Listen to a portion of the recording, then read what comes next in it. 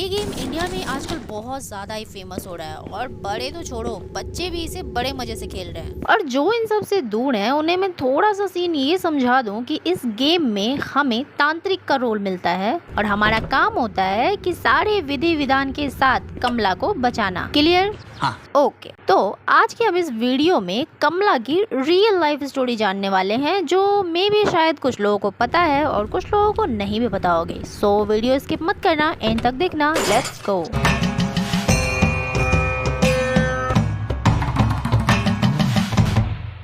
अब सीन हमें ये दिखाया जाता है कि कमलेश्वरी की शादी गांव के जमींदार के बेटे से हो जाती है। स्टार्टिंग के कुछ दिनों तक तो कमलेश्वरी बिल्कुल नॉर्मल बिहेव करती है, बट धीरे धीरे उसके बिहेव में चेंजेस आने लगते हैं और फिर ये चेंजेस इस हद तक बढ़ जाता है कि वो अपने ही फैमिली के मेंबर को मारकर खाने लगती है। जहाँ हमें ये क्लियर होता है कि जो कमला है यानी कि कमलेश्वरी वो एक्चुअल में पोजेस हो चुकी है।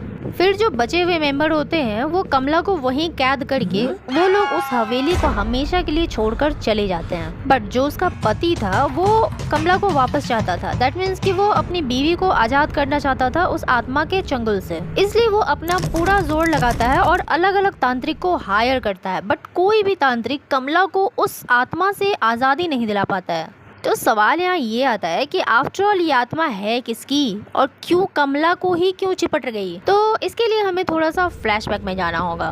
तो देखो, कमला की एक सौतन थी जिसका नाम था विमला। What? नहीं, मतलब मजाक से हटके एक्चुअल में कमला का जो पति था वो शादी से पहले किसी और लड़की से प्यार करता था और उसने उसे शादी के वादे तक किए थे कि भाई शादी तो मैं तुम्ही से करूंगा। बट जब शादी की बात आती है, यानी कि जब एक्चुअल में जब शादी करनी होती है, तब वो कमला को चूज करता है। अब इन शॉर्ट बोलूं तो वो अरेंज मैरिज की तरफ ज्यादा प्रेफर करता है और यही सब उस लड़की से बर्दाश्त नहीं होता है, जिसकी वजह से वो अपनी जान ले लेती है। बट उसके बाद भी उसके आत्मा को शांति नहीं मिलती है। उसके बाद वो ये ठान लेती है कि चाहे जो हो जाए कमला और उसके पति को चैन से तो जीने नहीं देगी।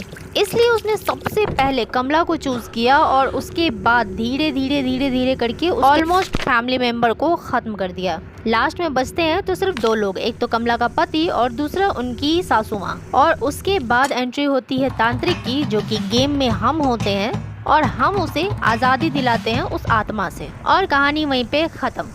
बट यार मेरे दिमाग में ना एक बात हमेशा से चलती है इस सिचुएशन को देखने के बाद कि कमला जिसे ऐसी शैतानी हरकतें करते देखा है, उसके साथ एकदम से नॉर्मल बिहेव कर पाना मेरे लिए तो थोड़ा सा मुश्किल है।